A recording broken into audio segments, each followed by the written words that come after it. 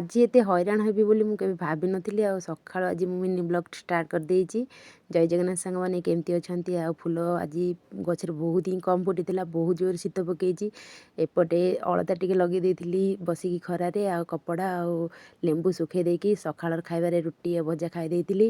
ତରତର ହେଇକି ଭାତଟା ଖାଲି ରାନ୍ଧି ଦେଇକି ପଳେଇ ଯାଇଥିଲି ଟିକେ ବ୍ୟାଙ୍କ। ଆଉ ସେଠି ବହୁତ କାମ ଥିଲା, ଆଉ କାମ ସାରିକି ଆସିଲା ବେଳକୁ ବହୁତ ହିଁ ଲେଟ୍ ହେଇଯାଇଥିଲା। ଆଉ ଏପଟେ ନାନୀ ଆଉ ପୁଅ ତାଙ୍କର ପଛରେ ଆସିବେ ବୋଲି କହିଲେ, ମୁଁ ମୋର ଏକୁଟିଆ ବସ୍ରେ ପଳେଇ ଆଇଲି। ଦେଖନ୍ତୁ, ଏ ବସ୍ରେ କେହି ବି ନାହାନ୍ତି, ମୁଁ ଏକୁଟିଆ। ଆଉ ମୋତେ ଯେତେ ଡର ଲାଗୁଥାଏ। ଆଉ ତାପରେ ଆସିକି ସୋୟାବିନ୍ ଆଳୁ କୋବିର ତରକାରୀ ଗୋଟେ କରିଦେଇଥିଲି, ଆଉ ଶାଗ ଟିକେ ଭାଜି ଦେଇଥିଲି। ଆଜି ବହୁତ ହିଁ ଲେଟ୍ ହେଇଯାଇଥିଲା। ଆଉ ଏ ତରକାରୀର ନାଁ କ'ଣ ଦେବି ମୁଁ କିଛି ବୁଝିପାରୁନି। ଏତେ ତରତର ହେଇକି ରୋଷେଇ କରିଛି, ଖାଇଲେ ଯାଇକି ଜଣାପଡ଼ିବ। ମୁଁ ଯାଉଛି ଜଲ୍ଦି ଜଲ୍ଦି ଖାଇଦେଇ, ଭାତ, କୋବି ତରକାରୀ, ଶାଗ ଭଜା ଆଉ ଟିକେ ପିଆଜ। ଆଉ ଯଦି ଏଇ ଭିଡ଼ିଓଟା ଆପଣମାନଙ୍କୁ ଭଲ ଲାଗିବ ତାହେଲେ ଲାଇକ୍, କମେଣ୍ଟ, ସେୟାର କରିବେ। ରହିଲି, ଜୟ ଜଗନ୍ନାଥ, ବାଏ।